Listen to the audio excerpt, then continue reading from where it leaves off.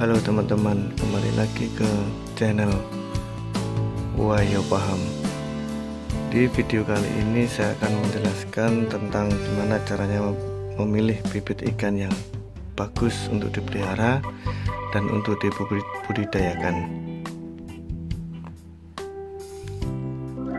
Di sini saya memberi contoh untuk yang ikan yang saya miliki, yaitu ikan lohan jenis SRD ya. SRD bisa dibilang SRD ori Thailand. Untuk selanjutnya nanti kita bahas lebih lanjut. Jangan lupa di subscribe, di like, dan di komen ya teman-teman, bagi pecinta lohan dimanapun kalian berada.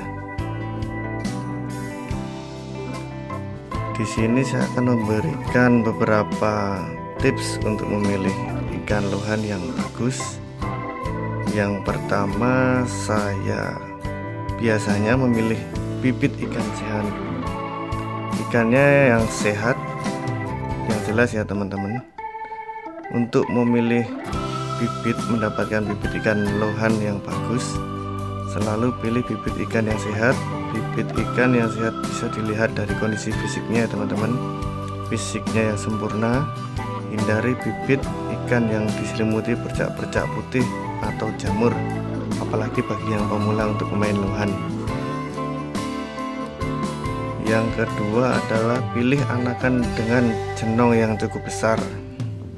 Jadi dari kecil ikan lohan ini udah kelihatan kalau dia progres untuk jenis ikan lohannya. Ikan lohan yang bagus memiliki jenong atau benjolan yang di kepala yang cukup besar. Meskipun harganya agak mahal, sebaiknya pilih anakan ikan lohan yang jenongnya yang cukup besar. Yang pasti hal ini penting agar Anda tidak merasa kecewa saat ikannya tumbuh besar nantinya.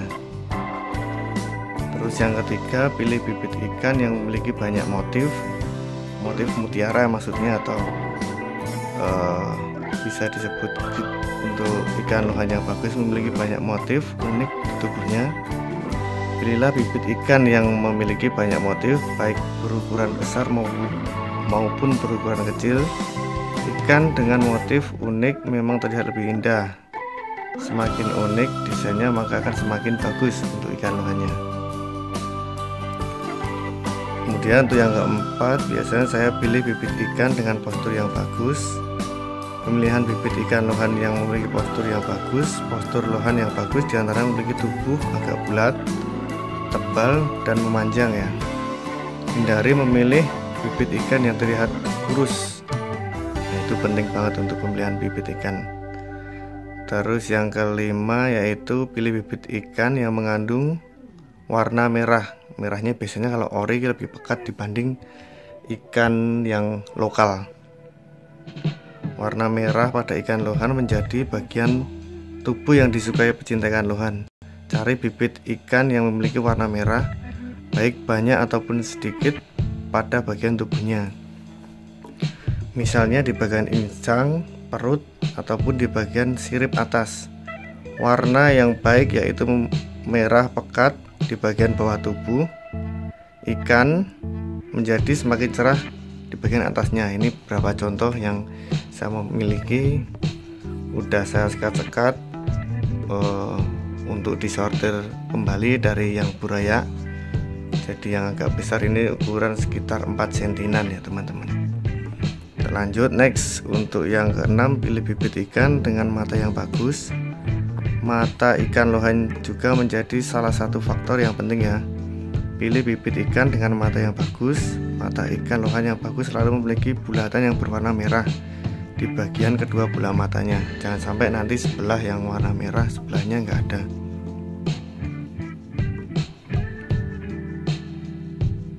Yang ketujuh, bibit ikan yang tidak cacat.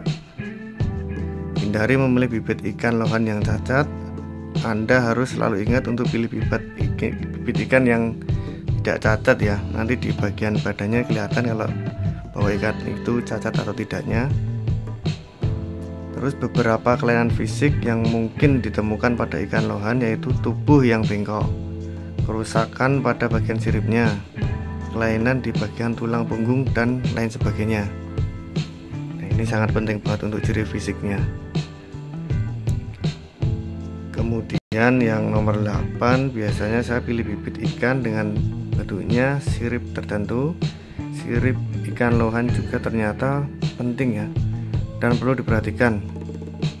Bentuk sirip ini dapat mempengaruhi sifat dan keagresifan ikan lohan. Anda perlu juga untuk pilih bibit ikan lohan dengan bentuk sirip tertentu. Pilih bibit ikan yang memiliki sirip bagian atas berdiri atau tidak menguncup. Selain itu juga perhatikan bagian siripnya. Bagian sirip ekor ikan usahakan pilih yang memang mengembang sempurna. Mengembang sempurna bulat, itu enggak menguncup kayak ikan yang lagi sakit. Nah, mungkin teman-teman dari sini bisa dipahami atau dimengerti untuk pemilihan bibit ikan lohan yang bagus dan baik untuk pemula, untuk budidaya maupun untuk hobi ya teman-teman. Ini ada beberapa contoh ikan yang saya miliki dari buraya hingga progres ke ukuran 4-5 cm.